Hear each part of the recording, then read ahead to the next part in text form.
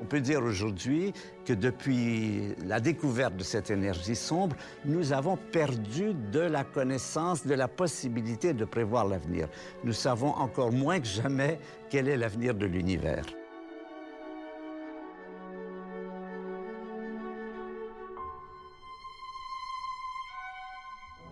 Une des découvertes les plus importantes, les plus vertigineuses de toutes ces études d'astrophysique, ce sont les échelles de temps.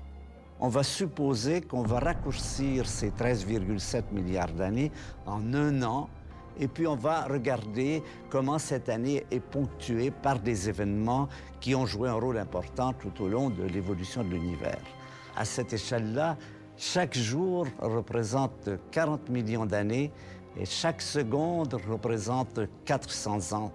Donc on va commencer le 1er janvier, c'est le Big Bang, c'est très lumineux, c'est très dense, et ça refroidit. Ça, c'est essentiellement le thème du Big Bang.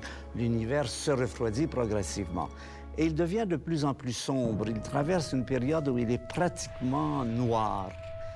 Et il se rallume. Il se rallume vers le début de février. Comment se rallume-t-il? Parce que des étoiles apparaissent, des étoiles se forment, des étoiles brillent, des étoiles naissent, vivent et meurent, on en a parlé, des générations d'étoiles se succèdent. On va maintenant arriver jusqu'à la naissance d'une étoile qui nous touche particulièrement, c'est le Soleil. Au milieu du mois d'août, le Soleil, la Terre, tout le système solaire apparaît. La Terre est une boule de lave incandescente, elle est très chaude. Elle se refroidit progressivement, l'eau se condense et vers le début de septembre, on voit apparaître les premiers vivants. Mais les premiers vivants, c'est des petites cellules minuscules, des diatomées, des algues bleues, qui vont vivre dans l'océan et qui vont durer septembre, octobre, novembre, décembre.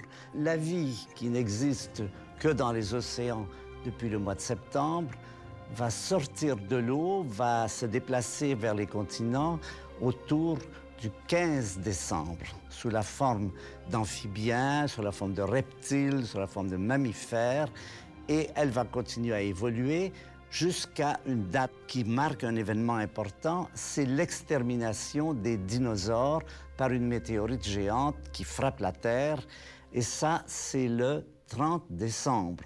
Les dinosaures disparaissent, les mammifères se développent et vers le 31 décembre, vers 23 heures, apparaissent les premiers hominiens, les premiers êtres humains semblables à nous, et toute l'histoire qui se suit après coup, la préhistoire et l'histoire, va durer pendant 7 heures, et la chute de l'Empire romain dans ce calendrier, c'est, tenez-vous bien, le 31 décembre à 23 heures, 59 minutes, 56 secondes.